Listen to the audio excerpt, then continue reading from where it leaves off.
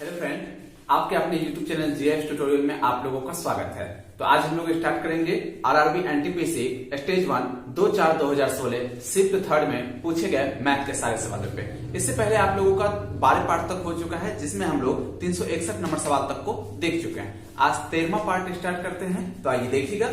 यहाँ पर देखिए 362 नंबर का सवाल सुनिए। तो क्या बोला है 5, 3, 6, 9, 11, 19 और 1 का माध्यिका ज्ञात कीजिए। माध्यिका ज्ञात करने के लिए सबसे पहले सर संख्या को या तो बढ़ते क्रम में सजाइए या तो घटते क्रम में सजाना होगा। उसके बाद जो मध्य में यानी बीच में दिखेगा वही माध्यिका कहलाता। आइए हम लोग बढ़ते क्रम में सजा लेते हैं। इसको बढ़ते क्रम में सजाइएगा तो 1 के बाद देखिए 3 के बाद आप लोगों को 5 दिखेगा, 5 के बाद देखिए 6 दिख रहा है, 6 के बाद देखिए 9 दिख रहा है, 9 के बाद 11 है और 11 के बाद 19 है। आप देखिए तो जरा सा ये बढ़ते क्रम में सज गया है। इधर से 3 अंक छोड़ दीजिए, इधर से 3 को संख्या छोड़ दीजिए, बीच में पकड़ाया 6, यानी माध्यिका हो जाएगा आप लोगों का, माध्यिका बराबर हो जाएगा 6, आंसर हो जाएगा। ठीक है, अगले सवाल सुनिएगा 363 नंबर का। बोला x की लंबाई 5 फीट है और उसने ध्यान दिया कि उसकी परछाई की लंबाई 5 फीट है और उसके बाद उसने नापा कि स्कूल की इमारत की परछाई 30 फीट है। तो बोला स्कूल की इमारत की लंबाई ज्ञात करिए। जैसा गौर करिएगा सर बोर्ड पे देखिए, एक व्यक्ति है यहाँ पर 363 नंबर सवाल में बोला एक व्यक्ति है जिसका लंबाई कितना है 5 फीट हम लोगों को दिया हुआ है और बोला इसकी परछाई की लंबाई 3 फीट है। तो इसकी परछाई की लंबाई 3 फीट है तो सर हमने इसकी परछाई की लंबाई 3 फीट रख दिया। ठीक है, इसको मिला देते हैं हम लोग। बोला उसके बाद उसने स्कूल यानी स्कूल का इमारत उसके परछाई की लंबाई देखा तो 30 फीट बनता है। इसके परछाई की लंबाई 30 फीट है, परछाई तो सब नीचे में बनता है, तो ये हम लोगों को 30 फीट दिया है। बोला है क्वेश्चन कि बताइए कि स्कूल की लंबाई नीचे से शीर्ष तक की ऊंचाई कितनी होगी। एक बात ध्यान रखिएगा, जब इस व्यक्ति के परछाई का 10 गुना इसका परछाई बनता है तो इसका लंबाई भी इसके लंबाई का 10 गुना होगा। समझ में आ रहा है ना बात। तो स्कूल की लंबाई कितना हो जाएगा, जरा सा गौर करिएगा। स्कूल की लंबाई बराबर हो जाएगा 5 का 10 गुना, तो बराबर होता है 50 फीट। ठीक है सर, आंसर हो जाएगा। अगले सवाल की ओर बढ़ जाते हैं हम लोग। 364 नंबर का सवाल सुनिएगा। देखिए तो सवाल क्या बोला है, बोला एक कार पहली आधी दूरी को 50 किलोमीटर प्रति आवर के चाल से तथा बाकी आधी दूरी 60 किलोमीटर प्रति आवर के चाल से पूरी करती है। पूरे यात्रा के दौरान उसकी औसत गति कितना होगा। जैसा बोर्ड पे देखिएगा यहाँ पे 364 नंबर के सवाल में बोला है एक कार प्रथम आधी दूरी, तो सर यहाँ पे हम लोग पूरा दूरी को मान लेते हैं 2D, है ना। पूरा दूरी को मान लेते हैं 2D और आधा दूरी मतलब कितना D हो जाएगा, है ना।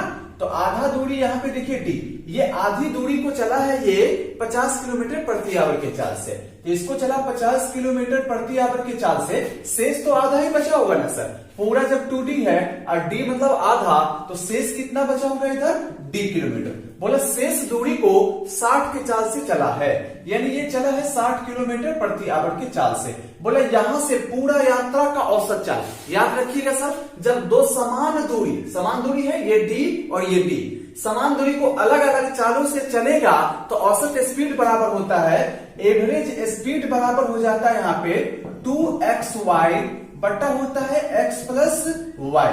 xy क्या है सर, दो अलग अलग चाल, तो पहले चाल क्या है इसका 50, तो 2 गुना 50, अब गुना हो जाएगा आपका y मतलब दूसरा चाल, अब बटा x प्लस वाई मतलब हो जाएगा 110। देखिए ये जीरो कटेगा, ऊपर वाले को गुना करिएगा तो 6 पंचे देखिए 6 पंचे 30 दूना 60, ये हो जाएगा 600 बटे 11।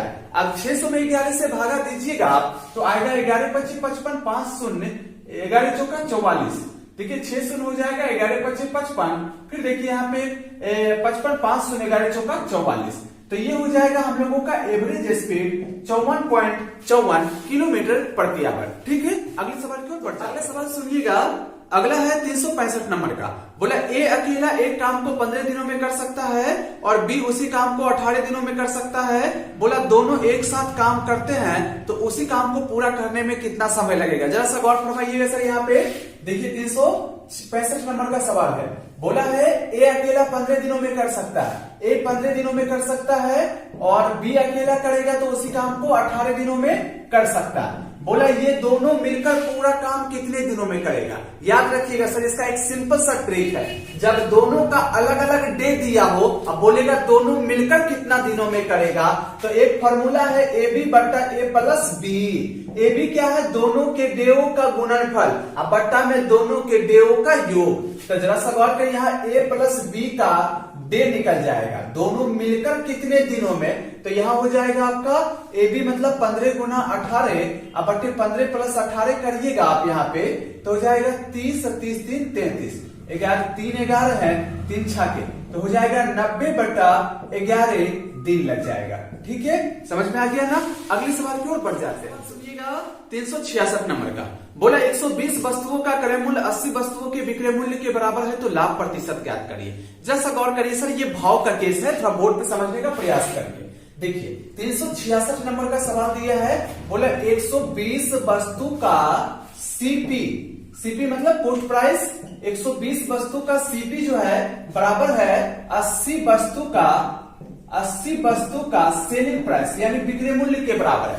याद रखिएगा सर, ये भाव का केस है। भाव का केस कैसे पता चलता है, जब क्रय मूल्य वस्तु के रूप में दर्शाया और विक्रय मूल्य भी वस्तु के रूप में दर्शाया, तो ये भाव का केस होता है। ये भाव का केस अमाउंट के केस का उल्टा होता है। अमाउंट का केस किसको बोलते हैं, जब 5 टका में खरीदे 10 टका में बेचे, वहां क्रय मूल्य विक्रय मूल्य रुपया के रूप में दर्शाया, इसलिए अमाउंट का केस है। यहाँ क्रय मूल्य विक्रय मूल्य भाव वस्तु के रूप में दर्शाया, इसलिए भाव का केस है। भाव का केस अमाउंट के केस का रिवर्स होता है, मतलब वहां विक्रय मूल्य ज्यादा होगा तो लाभ होगा, यहाँ पे विक्रय मूल्य ज्यादा होगा तो आपको हानि होगा। और वहां पे लाभ प्रतिशत निकालने के लिए लाभ गुना 100 बटे क्रय मूल्य करते हैं, यहाँ पे लाभ प्रतिशत निकालने के लिए लाभ गुना 100 बटे विक्रय मूल्य करना पड़ेगा। तो आइए देखते हैं जैसे बोर्ड पे, यहाँ देखिए विक्रय मूल्य आपका कम है, भाव का केस में विक्रय मूल्य कम है तो लाभ होगा सर। लाभ कितने वस्तु का हुआ होगा, आपको 120 वस्तु में से 80 जाएगा तो 40 वस्तु का आपको लाभ हुआ है। तो प्रतिशत लाभ निकालना हम लोगों को, तो कैसे निकालेंगे, लाभ गुना 100 बटे क्रय मूल्य नहीं करेंगे,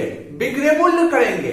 वो क्रय मूल्य अमाउंट के केस में करते हैं, भाव के केस में बट्टा में विक्रय मूल्य। तो विक्रय मूल्य 80 वस्तु है, देखिए 40 गुना 80 ये हो जाएगा 50, यानी टोटल आपको कितने प्रतिशत का प्रॉफिट हुआ है, 50% का प्रॉफिट हुआ। देखिए 367 नंबर का, बोला एक धनात्मक संख्या अपने वर्गमूल से 30 अधिक है, तो वह संख्या ज्ञात करें। जैसा गौर करिएगा सर, जैसे जैसे क्वेश्चन बोला है वैसे करेंगे हम लोग। 367 नंबर में बोला है एक संख्या, मान लीजिए वो संख्या x है, बोला ये संख्या जो है ना अपने वर्गमूल से 30 अधिक है, तो इसका वर्गमूल कितना होगा सर, रूट अंडर x, इससे 30 अधिक है, मतलब इससे 30 अधिक के बराबर है ना सर। जैसे हम बोलेंगे कि हम आपसे 3 रुपया अधिक है, मतलब आपसे 3 अधिक के बराबर है, समझ में आ रहा है ना। ये बोला एक संख्या अपने वर्गमूल से 30 अधिक है, यानी अपने वर्गमूल से 30 अधिक के बराबर है। अब देखिए यहाँ पे हिट एंड ट्रायल मेथड हम लोग प्रयोग कर लेंगे, यानी ऑप्शन से कोई ऐसे मानों को उठाएंगे जो समीकरण को संतुष्ट कर देगा, वही हम लोगों का संख्या हो जाएगा। तो पहला ऑप्शन चेक करते हैं यहाँ पर 16, तो यहाँ पे 16 रखिएगा, तो देखिए तो क्या 16 रूट अंडर 16 का मान हो जाएगा 4 प्लस 30, तो इससे सर 30 अधिक तो है नहीं ये तो नहीं होगा हम लोगों का। दूसरा ऑप्शन चेक करते हैं हम लोग 36, तो यहाँ पे 36 रखेंगे, तो यहाँ पे 36 रखेंगे तो इसका हो जाएगा 6 प्लस 30, देखिए समीकरण संतुष्ट हो गया, 36 बराबर 36 हो गया,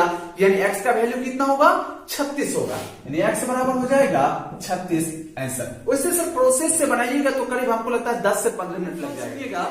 अगला सवाल है कि बोला है 368 नंबर में, बोला 25 बटे 7, 15 बटे 28, 20 बटे 21 का लॉसो ज्ञात करिए। जैसा गौर करिएगा सर, ये भिन्न वाला है और लॉसो ज्ञात करना हम लोगों को।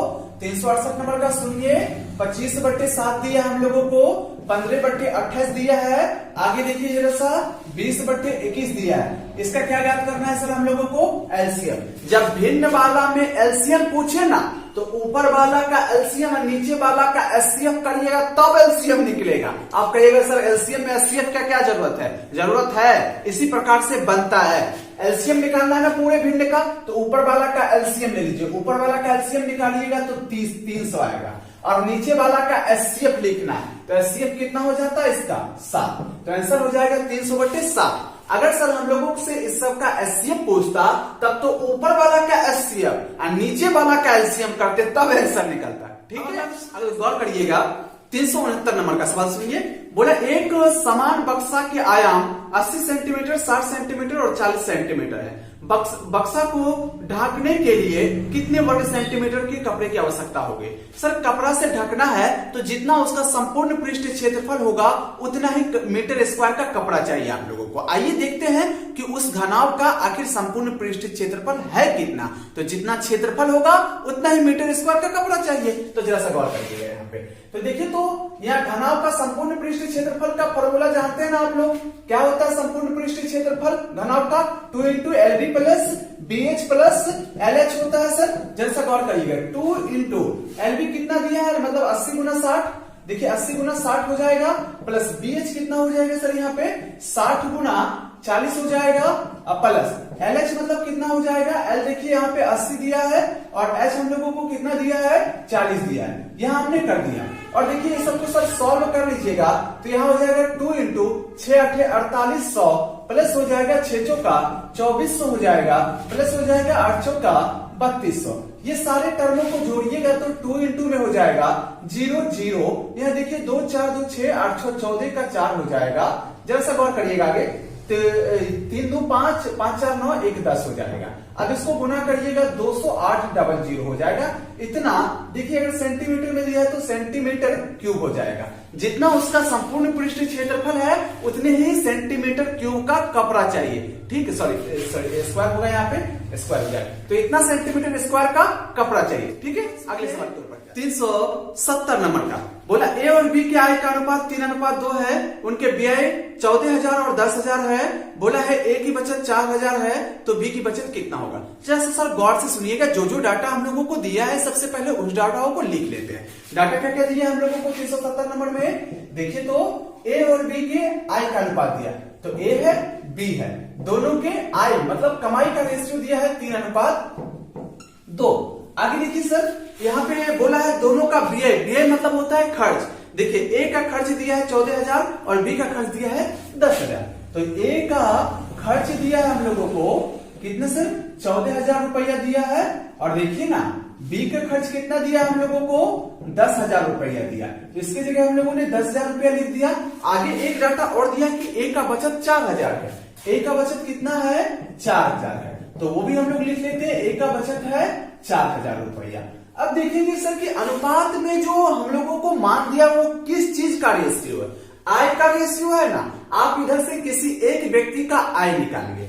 आप सोचिए जब ए खर्च करता है 14,000 और उसके पास 4,000 रुपया बचा हुआ है तो टोटल कमाता कितना होगा? 18,000 ना। तो ए का आय कितना हो जाएगा? आय हो जाएगा 14,000 खर्च कर दिया फिर भी 4,000 बचा हुआ है, यानी टोटल कमाया होगा 18,000। तो ये हो गया ए का आय। अब देखेंगे कि ए का आय अनुपात में कितना है। ए का आय अनुपात में 3 है लेकिन ए का आय संख्या में 18,000 है। ये दोनों को हमने बराबर कर दिया। अनुपात 1 का वैल्यू हो जाएगा 6,000। यहां से देखिए बी का आय निकल जाएगा 12,000। ठीक है, बी का आय निकल गया और बी बचत करता है 4,000 रुपया। सॉरी, बी बचत खर्च करता है 10,000। तो हम लोगों से पूछा है बताइए कि बी का बचत कितना। तो कमाया 12,000 और खर्च किया 10,000 तो बी के पास बचत कितना होगा? तो यहां हो जाएगा बी का बचत बराबर हो जाएगा 12,000 माइनस हो जाएगा 10,000 यानी 2,000 रुपया ये बी बचाया होगा। ठीक है, अगले सवाल की ओर बढ़ जाते हैं। अगला सवाल सुनिएगा। तो बोला है दो संख्याओं का लौसो 210 है, 935 है। एक संख्या 105 है तो दूसरी संख्या ज्ञात करिए। गौर करिएगा जरा सा। यहाँ पे आपको मालूम है कि जब दो संख्याओं का लौसो दिया हो, मौसो दिया हो, एक संख्या दिया हो तो दूसरी संख्या निकालने का ट्रिक है कि पहली संख्या गुना दूसरी संख्या बराबर एलसीएम गुना एचसीएफ होता है। तो आइए देखिए जरा सा 371 नंबर का सवाल।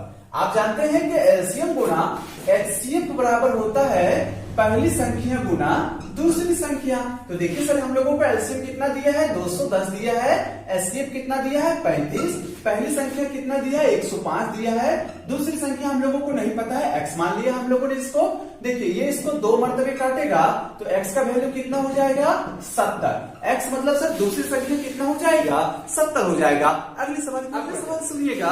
अगला है 372 नंबर का। बोला 2 4 5 6 5 4 3 5 3, 1 और 7 का बहुलक ज्ञात करिए। बहुलक मतलब आप लोग जानते हैं सर, इसका एक अलग से टॉपिक बना दिया, आप जाके वहां देख सकते हैं।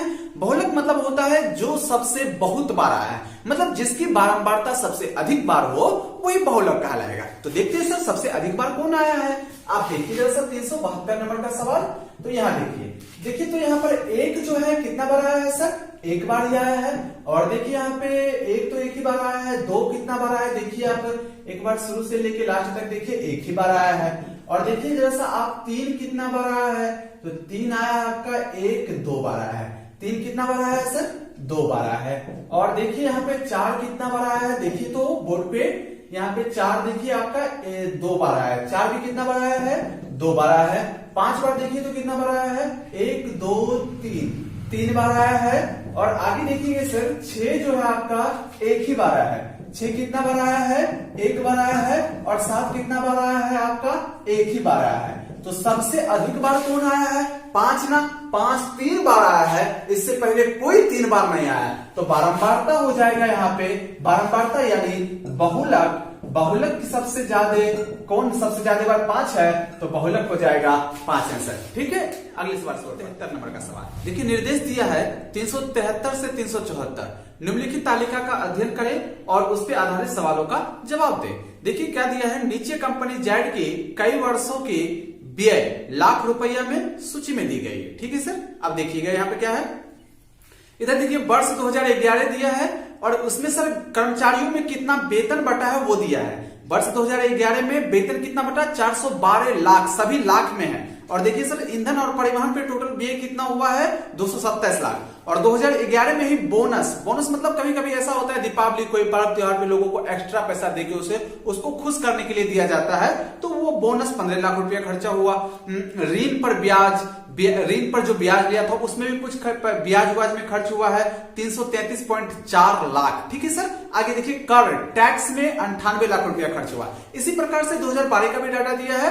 2012 जो वर्ष है उसमें 557 लाख रुपया ओनली वेतन पे खर्चा हुआ है। ठीक है, अब देखिए 233 लाख ईंधन और परिवहन पे खर्चा हुआ है, 16.5 लाख बोनस पे खर्च हुआ है। ऋण पर ब्याज 142.5 लाख ऋण पर जो ब्याज लिया था उस पे खर्च हुआ है। कर में 138 लाख। इसी प्रकार से सभी वर्षों का डाटा दिया है सर। अब देखिएगा 373 नंबर का सवाल सुनिए। यहाँ तो सवाल देखिए 373 नंबर का क्या दिया है, सुनिएगा। सवाल है कि वर्ष 2011 में कंपनी जेड का कुल खर्च कितना हुआ। कुल खर्च मतलब सारा चीज मिला के, वेतन, ईंधन और परिवहन, बोनस, ब्याज, कर, सारा मिला के टोटल कितना लाख खर्च हुआ। आइए देखते हैं सर। देखिए तो वर्ष 2011 में देखिए तो वेतन पे कितना खर्चा हुआ था, 412 लाख रुपया है ना सर, तो यहाँ पे हमने लाख लिख दिया। आगे देखिए यहाँ पे ईंधन और परिवहन पे 2011 में कितना खर्च हुआ, तो 227 लाख लिख दिया हमने यहाँ पर। जरा सा गौर करिएगा आगे, बोनस पे कितना खर्च हुआ, 15 लाख, तो यहाँ पे सर हमने 15 लाख लिख दिया। ठीक है, आगे देखिए तो ऋण पर जो ब्याज लिया था सर उस पे कितना खर्च हुआ, 133.4 लाख रुपया है ना, इसको भी हम लोगों ने लिख दिया। और ये कर टैक्स में कितना खर्च हुआ, 98 लाख, तो यहाँ हमने 98 लिख दिया। इतना लाख रुपया टैक्स पे खर्च हुआ। सबको जोड़िएगा तो इधर हो जाएगा 0.4 और इधर वाले को जोड़िएगा तो 8 3 11, 11 5 होता है 16 और 16 7 हो जाएगा आपका 23, 23 2 कितना होता है, 23 2 कितना होता है 25, तो ये 25 का हमने 5 लिख दिया और बचा 2, 9 2 11, 11 3 हो जाएगा 14, 1 15, 15 2 17, 1 18, 18 का 8, हाथ बचा 1, 4 2 6 1 7, 7 1 8। ये टोटल कितना लाख रुपया खर्च हुआ है सर 2011 में, 885.4 लाख रुपया आंसर। ठीक है, 73 नंबर का सवाल सुनिएगा। बोला वर्ष 2012 के लिए वेतन पर खर्च का कितना प्रतिशत ईंधन और परिवहन पर खर्च हुआ है सर, प्रतिशत में पूछा है। तो जैसे यहाँ पे गौर करिएगा 374 नंबर का सवाल है। तो यहाँ पे देखिए अभिष्ट प्रतिशत कैसे निकालते हैं हम लोग, जरा सा सीखिएगा। अभिष्ट प्रतिशत बोला है ईंधन और परिवहन पर जो खर्च हुआ है वेतन का कितना प्रतिशत है सर, तो जिसका बोले उसको बट्टा के नीचे में लिखिएगा। ईंधन और परिवहन पे खर्च पूछा तो ईंधन और परिवहन, तो देखिए तो 2012 में ईंधन और परिवहन पे कितना 233 लाख रुपया खर्च किया। ठीक है सर, बोला वेतन पे खर्च का, तो का जिसका लगा हुआ है उसको बट्टा में लिखिएगा। तो वेतन पे कितना खर्च हुआ था 2012 में, 557 लाख। तो 557 को हमने नीचे लिख दिया। प्रतिशत में पूछा तो गुना 100 कर देंगे। जब इसको सर आप लोग सॉल्व कर लीजिएगा भागा देके 41.8% आंसर हो जाएगा। ठीक है, अगले सवाल की ओर बढ़ जाते हैं। देखिए तो ये 375 नंबर का सवाल क्या है, बोला दो अंकों की एक संख्या के अंकों का योग 10 है, अंक आपस में बदल दिए जाते हैं तो संख्या में 54 की कमी हो जाती है, नई संख्या ज्ञात करें। गौर फरमाइएगा सर, हमने दो अंकों की संख्या को यहाँ पर XY मान लिया, दो अंकों की संख्या को हम लोगों ने क्या मान लिया, XY मान लिया। अब इसको अगर संख्या के फॉर्म में लिखना होगा तो कैसे लिखेंगे सर, दाई अंक पे x है तो 10x प्लस y हो गया। ठीक है, अब देखिए क्वेश्चन बोला है दो अंकों की एक संख्या के अंकों का योग दिया हम लोगों का 10, अंकों का योग यानी x प्लस वाई बराबर कितना दिया हम लोगों को 10 दिया, ये हमने लिख लिया। आगे देखिए क्वेश्चन क्या बोलना है, क्वेश्चन बोला है यदि अंक आपस में बदल दिए जाते हैं तो संख्या में 54 की कमी हो जाती है। आप इसका अंक बदलिएगा तो हो जाएगा yx। अब इसको संख्या के फॉर्म में कैसे लिखेंगे सर, 10y प्लस x। बोला ये संख्या इससे 54 कम है, इससे 54 कम है ये, तो यहाँ पे 10x प्लस y ये इससे ना 54 कम है, मतलब दोनों में 54 का डिफरेंस है, माइनस हो जाएगा 10y प्लस x बराबर हो जाएगा 54। जैसा गौर करिए 10x में से x जाएगा तो 9x हो जाएगा और इधर हो जाएगा 9y बराबर हो जाएगा 54। 9 कॉमन लीजिएगा तो x माइनस y बराबर हो जाएगा 54 हो जाएगा। 9 6 के 54, x माइनस y बराबर निकल गया सर हम लोगों का 6। इसका यहाँ तुलना करिएगा तो x माइनस y बराबर 6 दिया, ये दोनों कट जाएगा, 2x बराबर हो जाएगा 16, x बराबर हो जाएगा 8, x का मान रख दीजिएगा तो y का मान निकल जाएगा 2।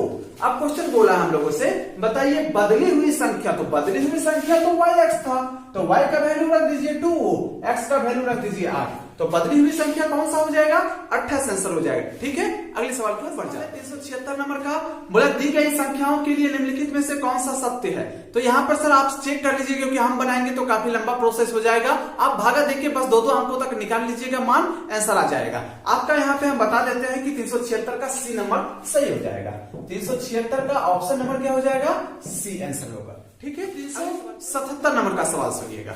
बोले 3 कुर्सी और 2 मेज का मूल्य 700 रुपया है और 5 कुर्सी और 3 मेज का मूल्य 1100 रुपया है, तो एक कुर्सी और 2 मेज का टोटल मूल्य कितना होगा। तो देखिए सर जब भी मेज कुर्सी वाला सवाल आएगा ना तो एक मेज का मूल्य कुछ मान लीजिएगा, एक कुर्सी का मूल्य कुछ मान लीजिएगा, उसके बाद सॉल्व कर दीजिएगा, आंसर आ जाएगा। तो यहाँ पे हम लोग करते क्या है, 377 नंबर के सवाल में एक मेज का मूल्य मान लेते हैं हम लोग, एक मेज का मूल्य मान लेते हैं हम लोग सर m रुपया और एक कुर्सी का मूल्य मान लेते हैं हम लोग, एक कुर्सी का मूल्य मान लेते हैं k रुपया। अब क्वेश्चन क्या बोला हम लोगों से, बोला है यहाँ पर कि 3 कुर्सी और 2 मेज का मूल्य 700 है, तो सोचिए ना सर एक कुर्सी का मूल्य k रुपया तो 3 कुर्सी का मूल्य 3k रुपया और 2 मेज, एक मेज का मूल्य m तो 2 मेज का मूल्य 2m। ये हो गया 3 कुर्सी और 2 मेज का टोटल मूल्य, लेकिन टोटल मूल्य दिए कितना क्वेश्चन 700। ये हो गया समीकरण फर्स्ट। आगे देखिए तो क्वेश्चन क्या बोला है, आगे क्वेश्चन बोला है कि 5 कुर्सी और 3 मेज का मूल्य 1100 रुपया है। 5 कुर्सी तो एक कुर्सी का मूल्य के, 5 कुर्सी का मूल्य 5 के रुपया, 5 कुर्सी और बोला है 3 मेज का मूल्य, तो सर एक मेज का मूल्य m तो 3 मेज का मूल्य 3m रुपया, टोटल मूल्य हो गया 5 कुर्सी और 3 मेज का टोटल मूल्य, लेकिन क्वेश्चन दिया हम लोगों को 1100 रुपया। समीकरण सेकंड है ना। अब देखिए दोनों को सॉल्व कर दीजिएगा तो आंसर आ जाएगा। इस सॉल्व तो करना जानते हैं ना आप लोग, समीकरण फर्स्ट में आप 3 से गुना कर दीजिएगा, समीकरण सेकंड में 2 से गुना कर दीजिएगा, सॉल्व करके आंसर आएगा आपका m बराबर, चलिए कर ही देते हैं हम, समीकरण फर्स्ट में कर देते हैं 3 से गुना, माइनस कर देंगे सर समीकरण सेकंड में कर देंगे हम 2 से गुना करके माइनस कर देंगे। समीकरण फर्स्ट में 3 से गुना करिएगा तो हो जाएगा 9k और यहाँ पे हो जाएगा आप फिर इसमें 3 से गुना करिएगा तो हो जाएगा प्लस 3 दूना 6m बराबर हो जाएगा 7 या 2100, है ना सर। देखिए 2 से इसमें गुना करिए तो 2 से इसमें गुना करिएगा 5 दूना 10 के हो जाएगा प्लस हो जाएगा। सो यहाँ पे देखिए 2 दिया 6 दिया है और 6m हो जाएगा और बराबर हो जाएगा 11 दूना 2200। अब देखिए माइनस किया है ना दोनों समीकरणों को तो सबका नीचे वाला का चिन्ह बदल जाएगा, प्लस से माइनस यहाँ हो जाएगा माइनस, तो देखिए यहाँ पे 6m कट जाएगा, ये हो जाएगा माइनस के बराबर हो जाएगा माइनस 100, माइनस कर दिया, k का वैल्यू कितना निकला 100 निकला। अब k का वैल्यू कहीं भी रख दीजिए m का वैल्यू निकल जाएगा, तो चलिए सर यहीं पे रख देते हैं, 300 उधर जाके घटेगा 400 हो जाएगा, यानी m बराबर हो जाएगा 200 रुपया, है ना। अब क्वेश्चन क्या बोला कि बताइए एक कुर्सी और 2 मेज का मूल्य कितना होगा। एक कुर्सी प्लस 2 मेज का मूल्य पूछा। आप सोचिए सर, एक कुर्सी का मूल्य कितना है, 100 है। 2 मेज का मूल्य कितना हो जाएगा, एक मेज का मूल्य 200, तो 2 मेज का मूल्य 400, तो टोटल मूल्य कितना हो जाएगा, 500 रुपया आंसर हो जाएगा। ठीक है, अगले सवाल तो अगला दिया है हम लोगों से कि 378 नंबर में बोला 11 परिणामों का औसत 50 है। पहले 6 परिणामों का औसत 49 है, अगर पिछले 6 परिणामों का औसत 52 है, तो बोला छठे परिणाम का औसत कितना होगा। गौर फरमाइएगा सर, यहाँ पे देखिए 11 परिणाम है ना, तो 11 परिणाम को सर हम लोग ABCD मान लेते हैं। ABCDEFGHI J और K, ये 11 परिणाम हो गए सर। बोला पूरे का औसत जो है हम लोगों को 50 दिया। पूरे का औसत कितना दिया हम लोगों को, एवरेज दिया हम लोगों को 50। आगे क्वेश्चन बोला शुरू के 6 परिणामों का औसत 49 है। शुरू के 6 परिणाम कहां तक आएंगे सर, F तक। इसका औसत कितना दिया हम लोगों को, कितना दिया है देखिए तो 49 दिया है। और बोला अंतिम का 6 परिणाम, तो ये 5 हो गया, यानी F तक आएगा। अंतिम का 6 परिणाम का औसत कितना दिया हम लोगों को, 52 दिया है। अब बोला है कि हमको छठा संख्या का औसत बताइए, यानी छठा संख्या निकालना है। देखिए ये अगर 6 का योग निकाले और ये 6 का योग निकाले, दोनों को जोड़ेंगे तो ये 12 का योग निकलेगा। अगर 12 के योग में 11 का योग घटा देंगे तो छठी संख्या निकल जाएगा। गौर फरमाइएगा सर, जरा सा छठी संख्या बराबर हो जाएगा, तो देखिए तो ये 6 का योग कितना हो जाएगा, 49 गुना 6 हो जाएगा। ठीक है, प्लस अगला 6 का योग कितना हो जाएगा, 6 गुना 52 हो जाएगा। ये हो गया आपका 6 का योग, 6 का योग है ना। औसत कैसे निकालते, योग कैसे निकालते हैं, औसत को जैव संख्या उससे गुना करिएगा, औसत गुना n तो योग निकलता है। तो औसत 49 गुना 6 तो योग निकल गया पूरे का, 52 गुना 6 तो योग निकल गया। ये हो गया 12 का योग। अब 12 के योग में 11 का योग घटा दीजिए। जब 11 का औसत 50 है तो 50 गुना 11 करिएगा तो 11 का योग निकलेगा, 11 गुना 50। अब देखिए सर यहाँ पे 6 कॉमन ले लीजिएगा तो 52 और 101 हो जाएगा। 101 छठे हो जाएगा 606, माइनस हो जाएगा 550। अब इसको माइनस कर दीजिएगा तो आंसर आ जाएगा आप लोगों का 56 हो जाएगा। ठीक है, अगले सवाल पर का सवाल सुनिएगा। सवाल जरा सा सुनिए। बोला है एक 10 मीटर लंबी सीढ़ी एक खड़ी दीवार पर टिकी है। यह जमीन के साथ 60 डिग्री का कोण बनाती है और दीवार और सीढ़ी के पैर के बीच की दूरी कितनी होगी। जैसा बात करवाइएगा सर, ये दीवार है आपका खड़ा वाला और यहां से दीवार के साथ एक सीढ़ी लगा हुआ है। ये देखिए आपका ये सीढ़ी है और बोला ना कि ये सीढ़ी की लंबाई जो है आपका 10 मीटर है। ठीक है सर, तो इसको हमने 10 मीटर मान लिया। और ये बोला ये सीढ़ी जो है जमीन के साथ 60 डिग्री का कोण बनाती है, तो 60 डिग्री का कोण हमने बनवा दिया। तो बोला है कि दोनों के पैर के बीच की दूरी कितनी है, तो हम लोगों को भी तो नहीं मालूम है, हमने मान लिया कि x मीटर दोनों पैर के बीच की दूरी है। अब देखिए ऐसा कोई त्रिकोणमिति में सोचिए जिसमें कर्ण और आधार का रिलेशन आता हो, ऐसा cos थीटा है, तो cos 60 डिग्री बराबर क्या हो जाएगा, आधार बटे कर्ण हो जाएगा, है ना। तो देखिए तो cos 60 डिग्री का वैल्यू कितना होता है, 1/2 होता है। आधार कितना दिया है, x माना था हमने, कर्ण 10 दिया, तो 2 पंचे 10, x बराबर कितना हो जाएगा, 5 मीटर हो जाएगा। यानी x आपने किसको माना था, दोनों पैर के बीच की दूरी, तो दोनों पैर के बीच की दूरी कितना हो जाएगा, 5 मीटर। 380 नंबर का सवाल सुनिए। बोला 40,000 रुपया 2 वर्षों में 20% वार्षिक दर पर कितना हो जाएगा यदि ब्याज वार्षिक संयोजित होता है। ब्याज वार्षिक संयोजित हो रहा है सर, 40,000 रुपया धन लगाया 2 वर्षों में, बोला 20% की दर से धन कितना हो जाएगा। धन कितना हो जाएगा मतलब मूलधन और ब्याज जुटकर कितना हो जाएगा, मिश्रधन पूछा है। तो आइए देखते हैं मिश्रधन निकालेंगे हम लोग। जैसा गौर करिएगा, चक्रवृद्धि ब्याज के केस में आप लोग मिश्रधन बराबर जानते होइएगा, जानते हैं ना सर। फॉर्मूला क्या होता है मिश्रधन का, P इंटू 1 प्लस R बटे 100 टू दी पावर क्या होता है, T होता है। तो P मतलब जितना रुपया लगाया, ये 40,000 रुपया लगाया, 1 प्लस R कितना दिया हम लोगों को रेट, 20/100 हो जाएगा और पावर 2 हो जाएगा, 20×5 100, 5 एकम 5, 6/5 हो जाएगा, है ना। 2 बार गुना करना है तो कितना 36/25 हो जाएगा। तो 40,000 गुना हो जाएगा 36/25। आप सर इसको सॉल्व कर लीजिएगा तो आंसर आ जाएगा 57,600 रुपया आंसर। ठीक है, अगला सुनिएगा। देखिए 381 नंबर का सवाल है। बोला एक ट्रेन 10 सेकंड में एक स्थिर वस्तु को पार करती है। यदि ट्रेन की चाल 25 मीटर पर सेकंड हो तो ट्रेन की लंबाई कितनी होगी। जरा गौर करिएगा सर, जो जो डाटा हम लोगों को दिया है सबसे पहले उसको बोर्ड पे लिख लेते हैं। डाटा क्या दिया हम लोगों को 381 नंबर में, बोला समय दिया है 10 सेकंड, ठीक है सर, और बोला है वेलोसिटी ऑफ ट्रेन बराबर दिया है हम लोगों को 25 मीटर प्रति सेकंड। बोला ना कि एक स्थिर वस्तु, मान लीजिए एक स्थिर वस्तु है, ठीक है, इधर से ट्रेन आ रही है, तो ये बोला ट्रेन की लंबाई कितना। तो देखिए ना, आप इस स्थिर वस्तु को पार की, तो इधर से आ रही है ट्रेन, आ रही, देखिए यहां से पार करना स्टार्ट किया, पार कर रही है, पार कर रही है, कर गई सर पार तो कर गई, लेकिन पार करने के चक्कर में यहां से लेके यहां तक पहुंचना पड़ा इसको, यानी इतना दूरी चलना पड़ा तब पार हुआ है। इतना ये दूरी किसका है, ट्रेन का। मतलब अगर वो वस्तु को पार की होगी ट्रेन, मतलब इतने दूरियों को तय किया होगा, ये दूरी तय किया होगा, है ना। तो 4 गुना समय करेंगे तो ये दूरी निकला, क्योंकि ये दूरी को तय किया होगा पार करने में। तो ये ट्रेन की दूरी बराबर कितना हो जाएगा, ट्रेन की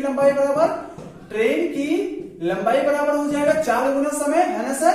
चाल दिया है 25 मीटर पर सेकेंड, अब गुना हो जाएगा 10 सेकेंड। आप देखिए दोनों को कटवाइएगा तो हो जाएगा 250 मीटर। ट्रेन की लंबाई कितना हो जाएगा, 250 मीटर, ठीक है। 382 नंबर का, बोला पी एक वस्तु 400 रुपया में खरीदी और 10% लाभ पर बेच दी। लाभ प्रतिशत कितनी वृद्धि की जाए ताकि 460 में बेची जा सके। जैसा गौर करिएगा सर, जो जो डाटा दिए सबसे पहले उसको बोर्ड पे लिखते हैं।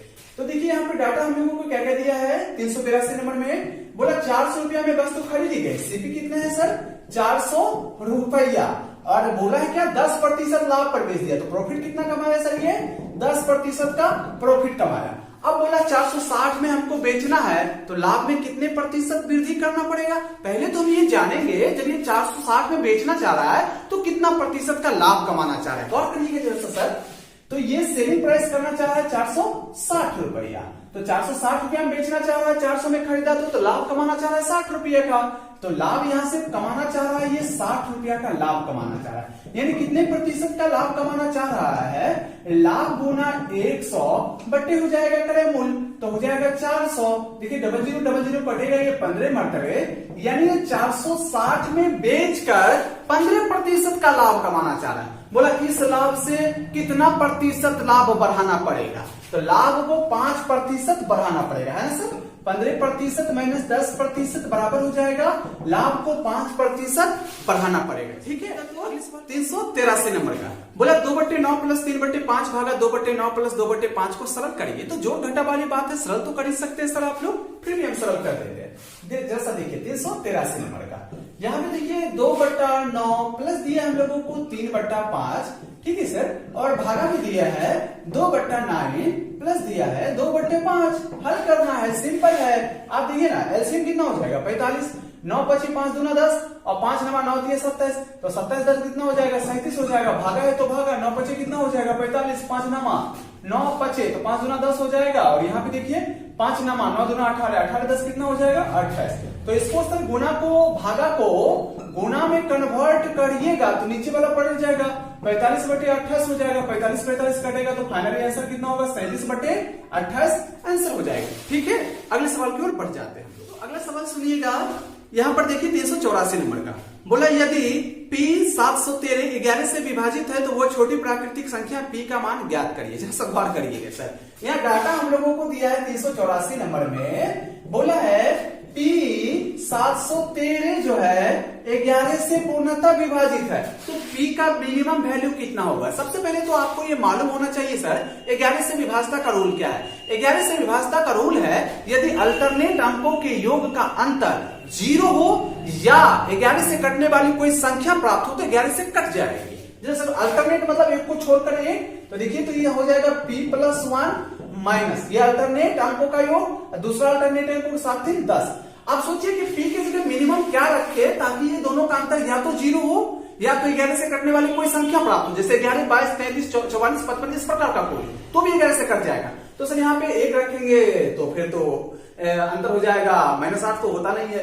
तो यहाँ पे मिनिमम आप 9 रखिएगा तो दोनों का अंतर हो जाएगा 0।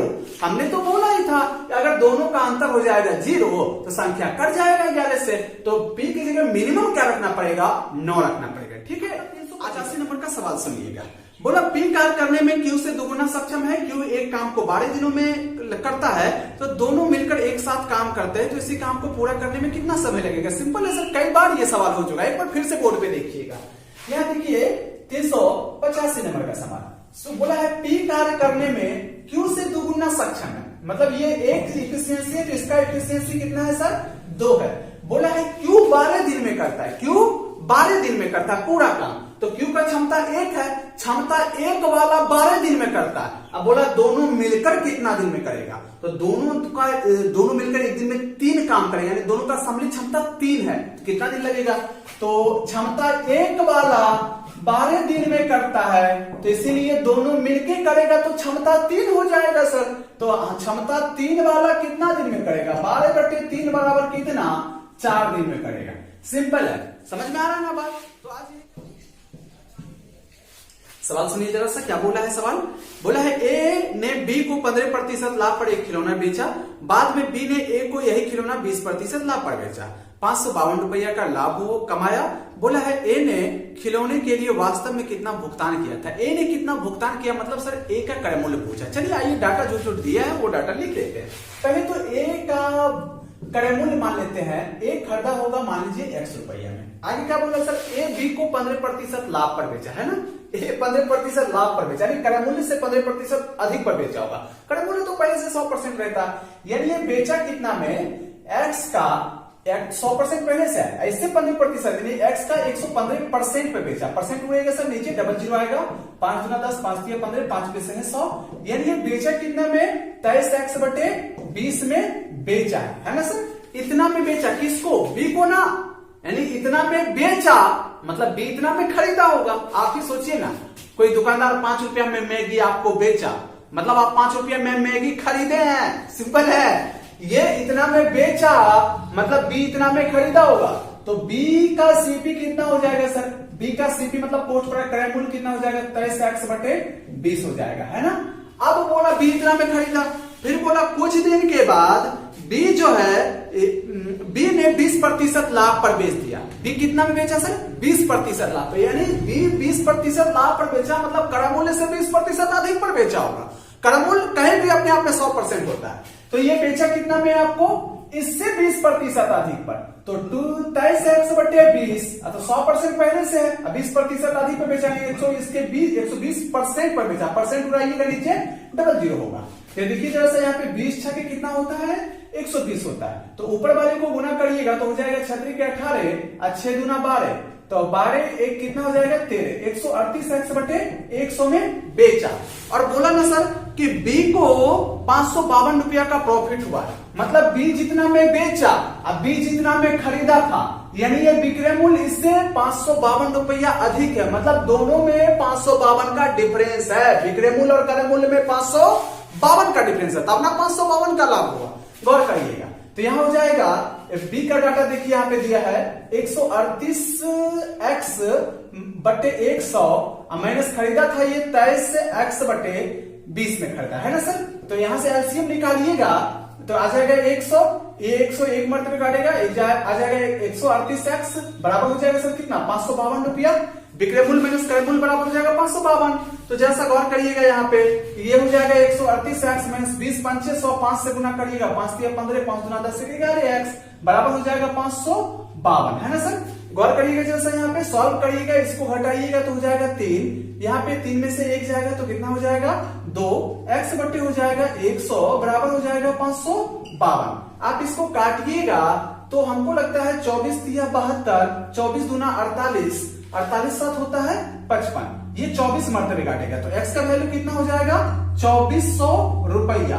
वही हम लोगों से पूछा था कि बताइए एक कितना में खरीदा था, एक कितना में खरीदा होगा 2400 में। सिंपल है, समझ में आ गया ना। अभी सवाल 387 नंबर का, एक तार मोड़कर जब वर्ग बनाया जाता है तो उसका क्षेत्रफल 484 वर्ग सेंटीमीटर होता है, उसी का वृत्त के रूप में मोड़ा जाए तो उसका क्षेत्रफल कितना होगा। जैसा गौर करिएगा सर, कोई तार है मान लीजिए इस प्रकार का तार है, ठीक है। अब इसको तार को मोड़कर वर्ग बनाया गया, तो सबसे पहले इसको क्या बनाया गया सर, वर्ग बनाया गया। वर्ग समझते हैं ना आप लोग, ऐसा चतुर्भुज बनाया गया जिसका चारों भुजा बराबर एवं परतोकोण समकोण। तो देखिए ये वर्ग बना दिया हम लोग, तो इसका भुजा मान लेते हैं ए, तो इसका क्षेत्रफल निकला इसको 484 वर्ग सेंटीमीटर। क्षेत्रफल कितना निकला? 484 वर्ग सेंटीमीटर। आप तो जानते हैं कि वर्ग का क्षेत्रफल होता है भुजा स्क्वायर, ये भी वर्ग का क्षेत्रफल है और 484 भी वर्ग का क्षेत्रफल ही है। तो ए बराबर कितना, इसका वर्गमूल हो जाएगा तो हो जाएगा 22 सेंटीमीटर, है ना सर। तो अब इसका परिमाप, क्योंकि आप फिर इसी तार को मोड़कर एक वृत्त बनाया है, तो कुछों को मोड़कर कुछों बनाइएगा तो परिमाप उसका समान होता है। तो हम ये जानना चाहेंगे, वही तार मोड़कर वर्ग बनाए, वही तार मोड़कर फिर वृत्त बनाए, तो इसका परिमाप इसके परिमाप के बराबर होगा। इसको याद रख लीजिए, कोई भी चीज को मोड़कर कोई भी आकार में ढालिएगा तो परिमाप समान होता है। अब देखिए इसका परिमाप कितना हो जाएगा, वर्ग का परिमाप क्या होता है, याद है ना सर आप लोगों को, 4 गुना भुजा होता है, तो 4 गुना 22 हो जाएगा, यानी हो जाएगा 88 सेंटीमीटर, है ना। वर्ग का परिमाप निकल गया। अब ये परिमाप बराबर होगा वृत्त के परिमाप के। वृत्त का परिमाप का फॉर्मूला क्या होता है, 2 पाई आर बराबर क्या हो जाएगा, 88 सेंटीमीटर, है ना। 2 गुना 22 बटे 7 गुना आर बराबर हो जाएगा 88 सेंटीमीटर। 22 चौका 88, 2 दूना 4, आर बराबर हो जाएगा 14 सेंटीमीटर। बोला है जब उसका त्रिज्या निकल गया, बोला उस वृत्त का क्षेत्रफल बताइए कितना, तो क्षेत्रफल होता है वृत्त का क्षेत्रफल पाई आर स्क्वायर। पाई का वैल्यू 22 बटे 7, आर का वैल्यू हो जाएगा 14 सेंटीमीटर गुना 14 सेंटीमीटर, है ना सर। 7 दूना 14, ये देखिए 22 दूना 44, 44 को 14 से गुना करिएगा तो 14 चौका 56, 14 चौका 56 और 5 कितना हो जाएगा, 61 सेंटीमीटर स्क्वायर आंसर हो जाएगा। ठीक है, अगले सवाल सुनिएगा 388 नंबर का। बोला 12 मीटर और 17 मीटर दो खंभे जमीन पर ऊर्ध्वाधर रूप से सीधे खड़े हैं, उनके बीच की दूरी 12 मीटर है, तो उनके सबसे ऊपरी छोरों के बीच की दूरी ज्ञात करिए। गौर फरमाइए सर, बहुत ही आसान सवाल है। देखिए यहाँ पे 388 नंबर का सवाल, 2 खंभा है, एक खंभा ऐसे है, एक खंभा इस प्रकार से, ठीक है। एक खंभा की लंबाई दिया है 12 मीटर, ठीक है, ये देखिए सर 12 मीटर हमने कर दिया, और दूसरे खंभे की लंबाई कितना दिया हम लोगों को, 17 मीटर दिया, ठीक है, वो भी हमने लिख दिया। आगे बोला है कि दोनों के बीच की दूरी 12 मीटर है सर, तो ये दोनों के बीच की दूरी कितना है, 12 मीटर है। जब ये 12 मीटर इसी के समानांतर यहां भी खींच देते तो ये भी कितना हो जाएगा, 12 मीटर। तो ये 12, तो ये यहां से लेके यहां तक भी 12 हो जाएगा, तो ये देखिए पूरा तो 17 है ना, जब ये 12 तो ये कितना हो जाएगा, 5 हो जाएगा। तो हम लोगों से पूछा शीर्ष के बीच की दूरी, यानी ए से बी तक की दूरी पूछा है, तो जरा गौर करिएगा। इस समकोण के सामने वाली भुजा कर्ण होता है, और कर्ण बराबर क्या होता है, रूट अंडर लंबा स्क्वायर जोड़ आधार स्क्वायर, यानी ए बी बराबर क्या हो जाएगा, रूट अंडर 12 का स्क्वायर प्लस 5 का स्क्वायर, ये हो जाएगा 169 का वर्गमूल 13 मीटर आंसर हो जाएगा। ठीक है, 389 नंबर का बोला है 3 संख्याएं 1:3:5 के अनुपात में है, उनका योग 10,800 है, तीनों में सबसे बड़ी संख्या कितना होगा। सबसे आसान सवाल है सर, आइए एक बार देखिएगा यहाँ पे 389 नंबर का सवाल। 3 संख्याओं का अनुपात दिया, पहला दूसरा और तीसरा, तीनों का अनुपात कितना दिया हम लोगों को, 1:3:5 दिया, और बोला ना सर कि तीनों का योग है 10,800। जब 10,800 तीनों के योग को दर्शाता है तो अनुपात में भी तीनों का योग ही निकालेंगे। अनुपात में तीनों का योग कितना हो जाएगा, 5 3 8 1 9, लेकिन संख्या में तीनों का योग कितना हो जाएगा, 10,800। जैसा गौर करिएगा 10,800, तो ये देखिए 9 एकम 9, 9 दूना 18, 22 हो जाएगा। अनुपात 1 का वैल्यू कितना हो जाएगा सर, 1200। बोला सबसे बड़ी संख्या कौन है, तो 1 3 5 में सबसे बड़ा 5 है, तो अनुपात 5 का वैल्यू कितना हो जाएगा, 12 5 60, यानी 6000 हो जाएगा आंसर। ठीक है, तो आज यहीं तक रखते हैं। Wish you all the very best. Thank you so much for watching this video.